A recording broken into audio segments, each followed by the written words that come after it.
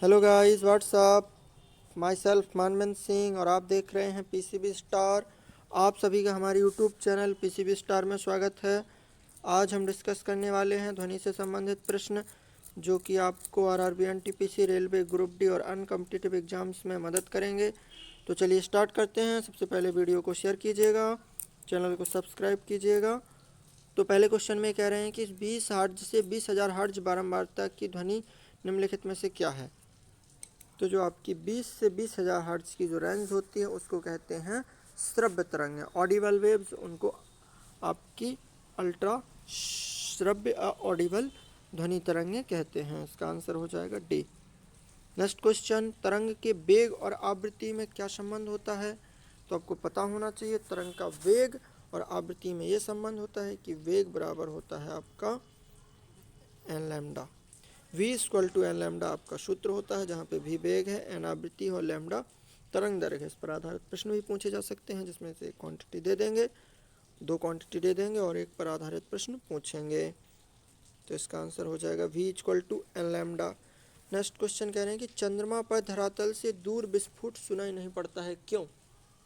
चंद्रमा की धरातल से अगर आप दूर जाएंगे, वहाँ पर विस्फोट करेंगे तो सुनाई नहीं देगा। क्यों नहीं सुनाई देगा?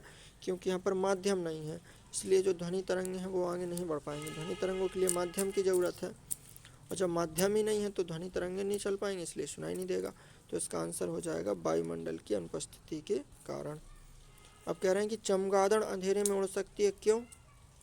क्यों वो इसलिए उड़ सकती है क्योंकि वो ध्वनि तरंगों से नियंत्रण कर लेती है। अति तीव्र ध्वनि तरंगें पैदा करती है चमगादड़ और उसको नियंत्रण करती है, अपने अवरोधों को देख लेती है वो। इसमें कह रहे हैं कि चमगादड़ रात्रि में किसी वस्तु से बिना टकराए ही उड़ता है, ये सही है। चमगादड़ों में इंफ्रासोनिक तरंगें निकलती हैं। अब पूछ रहे हैं कि ए और आर सही हैं। आर ए का सही स्पष्टीकरण है, ए आर सही है। आर ए का सही स्पष्टीकरण नहीं है, ये सही है। आर गलत है, ए गलत है, आर सही है। तो यहाँ पे देखिएगा ध्यान से, कह रहे हैं कि चमगादड़ रात्रि में किसी वस्तु से बिना टकराए उड़ती है, तो ये तो सही बात है कि उड़ती है बिना टकराए। लेकिन चमगादड़ों में इंफ्रासोनिक तरंगें होती हैं, ये सही नहीं है। चमगादड़ों में इंफ्रासोनिक तरंगें नहीं होती हैं, चमगादड़ों में होती हैं हाइपरसोनिक वेव्स। तो इसका आंसर हो जाएगा सी, क्योंकि आर गलत है, आपका रीज़न इसका गलत दिया है। नेक्स्ट क्वेश्चन, वायु में ध्वनि की चाल 332 मीटर प्रति सेकंड है। अब कह रहे हैं यदि दाब बढ़ाकर दोगुना कर दिया जाए तो ध्वनि की चाल पर क्या प्रभाव पड़ेगा। तो दाब आपका अगर दोगुना कर दिया जाए तो ध्वनि की चाल आपकी वही की वही रहेगी, क्योंकि ध्वनि की चाल दाब पर निर्भर नहीं करती है। तो इसका आंसर आपका रहेगा 332 मीटर प्रति सेकंड ही रहेगी। नेक्स्ट क्वेश्चन, निम्नलिखित द्रव्यों में ध्वनि सबसे तेज यात्रा करती है। स्टील में, वायु में, निर्वात में, जल में।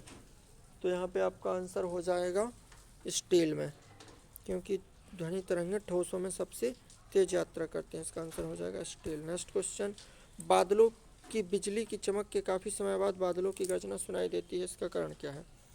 इनका सीधा मतलब है कि बादलों की गड़गड़ाहट में चमक के बाद ध्वनि सुनाई देती है। इसका कारण ये है कि प्रकाश की चाल ज़्यादा है, इसलिए प्रकाश जल्दी पहुंच जाता है, और ध्वनि की चाल कम है, इसलिए ध्वनि उतनी जल्दी नहीं पहुंच पाती है, इसलिए प्रकाश पहले दिखाई देता है और ध्वनि बाद में सुनाई देती है। तो इसका सीधा सीधा आंसर हो जाएगा प्रकाश की चाल ध्वनि की चाल से अधिक होती है। नेक्स्ट क्वेश्चन, वायु में ध्वनि का वेग है लगभग, फिक्स है। वायु में ध्वनि का वेग याद रखिएगा 332 मीटर प्रति सेकंड होता है। नेक्स्ट क्वेश्चन, ध्वनि तरंगें सर्वाधिक तीव्र गति से चलती हैं ठोस, द्रव, गैस में। सबसे ज़्यादा चलती हैं ठोस में, फिर आपके द्रव में, और सबसे कम चलती हैं गैस में। तो ये आपका क्रम होगा। Thank you.